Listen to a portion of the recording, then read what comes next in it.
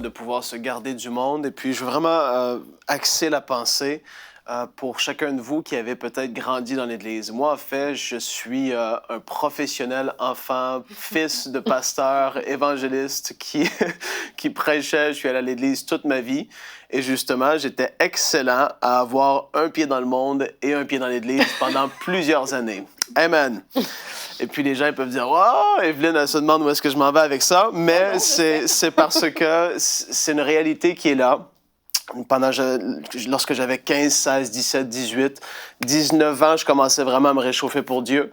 Mais il y a eu une période de ma vie où est-ce que je marchais. Comme je dis, j'allais à l'église le dimanche matin. Je n'étais pas en feu pour Dieu, mais j'y allais. Je croyais en Dieu, j'aimais Dieu. Mais je faisais aussi qu'est-ce que je voulais à l'extérieur de l'Église. Et puis, je sais très bien ce que vous vivez, si c'est ce que vous vivez actuellement. Et puis, vous regardez cette émission.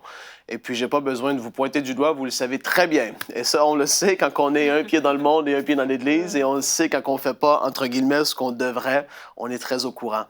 Je veux vous encourager sur 2 points particulièrement. Le premier, c'est que vous devez faire très attention. Moi, qu'est-ce qui m'a retenu pendant très longtemps?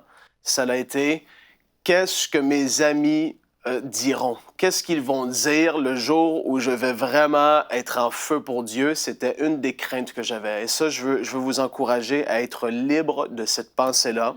Et comment est-ce qu'on peut être libre de cette pensée-là? En fait, c'est de comprendre. Je sais, quand on est jeune, c'est difficile, mais c'est de comprendre que c'est pas important ce que les gens pensent de nous, mais l'important, c'est ce que Dieu pense de nous.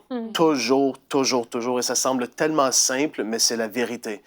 Et puis, comme j'ai dit, vous savez très bien qui vous êtes aujourd'hui pendant que je vous parle. Et pendant que je préparais cette pensée, il y a eu un verset qui m'est venu vraiment fortement sur le cœur, et ça se trouve dans 1 Corinthiens, chapitre 2, et le verset 9. « Mais comme il est écrit, ce sont des choses que l'œil n'a point vues, que l'oreille n'a point entendues, et qui ne sont point montées au cœur de l'homme, des choses que Dieu a préparées pour ceux qui l'aiment. » Et en fait, vous êtes là, vous regardez cette pensée, et vous vous dites... Vous êtes là, mais qu'est-ce que je dois faire dans la vie? Où est-ce que je dois aller? Et vous savez que Dieu a quelque chose en réserve pour votre vie. Moi, je savais que Dieu avait son doigt sur ma vie et je résistais parce que je me disais, ben non, je veux être comme tout le monde, je veux faire comme eux. Et puis, je résistais à l'appel de Dieu qui était sur ma vie.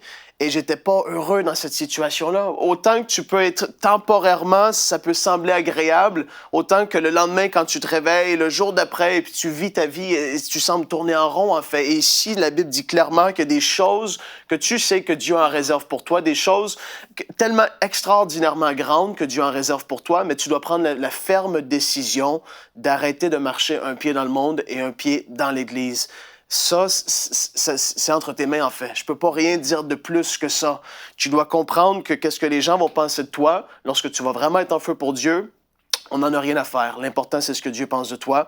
Et tu dois vraiment accepter, comme je dis, tu le sais, que Dieu a quelque chose en réserve pour toi. Il y a quelque chose qui est sur ta vie et tu le sais et tu es mal dans cette situation actuellement. Et je te dis ça pour te relever, pour t'encourager et te laisser savoir que tu peux toujours revenir à Dieu. Tu peux toujours t'approcher de lui et il est tellement bon et rempli de grâce et d'amour. Il va te relever, c'est sûr et certain. Mais aujourd'hui, tu dois prendre cette décision. C'est tellement important. Ça va changer le cours de ta vie, en fait.